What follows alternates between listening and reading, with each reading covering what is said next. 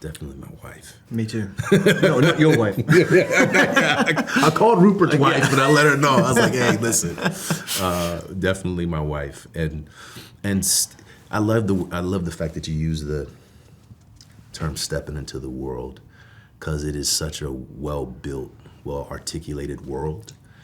And just the opportunity to step into this franchise that has dinosaurs and things to run from and run to, and to be afraid and be on an adventure together. I felt like the nature of how the story was arced out and written, it just felt like it was gonna be really good.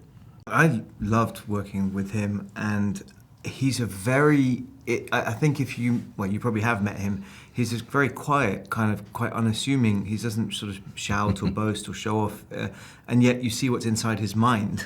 And it's beyond, there's no limits to his imagination. So I was thrilled because there's only so much of it we actually saw when we were there.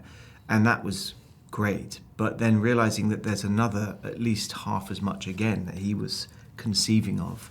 It was like watching a painter where you sort of see a few lines and you're like, what's that? And then suddenly you realize, oh my word, now it's this. And then they start shading, and it's really, really deft and detailed, and as I said, kind of limitless. There's something, a bit untrustworthy about him based on what he does. You can sort of, I think you can find a lot out about any human by what they do rather than what they say they do. And so his actions, I think, spoke. I think the really relishing in some of the softer moments, I think is sort of the key to playing that character, because it's written in a way where you have to step up to the ambitious moments in the script, the sort of more aggressive, confronting, action-driven moments are there for you to step up to. I think you have to be very conscious of how to slow down and how to soften at times, so that there's some counterbalancing to how forward and sort of masculine he can be. This sort of an adventure has got plenty of challenges. If your cast, your colleagues, were not as superb, supportive, and talented as these guys were, it would be really very, very tough. To look to your left and right and just see the best of the best makes you bring your A game. I think it makes you feel safe enough to take risks.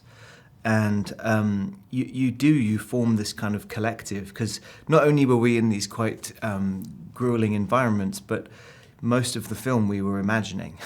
And that's an interesting challenge. It's part of our job, but it is a challenging part of the job, and it's enormously helped by having Scarlett and Johansson and Mahershala. I think that Jurassic Park as a franchise is endlessly fascinating because of our endless fascination with dinosaurs. It is a species we know existed, and we I was going to say we cohabited with them. We did not do that, but we have this kind of knowledge of them, but it's completely theoretical. So to feel a filmmaker bring them to life as good as Spielberg or Gareth is sort of like going back in time and a magic trick all rolled into one. So it's not an imaginary monster like, I don't know, King Kong, nor is it a sort of ghost going bump in the night. It's a natural thing. It's a completely beautiful natural thing, an animal that kind of ruled the earth. And then it's obviously the thing that Crichton was writing about, the meeting of science and nature, where man's meddling in the natural world inevitably has consequences that you can't foretell. And I feel like that is just a great recipe for a great movie. And so I'm thrilled that it's been so popular and continues to be. Hey, thanks for watching. Don't forget to like and subscribe.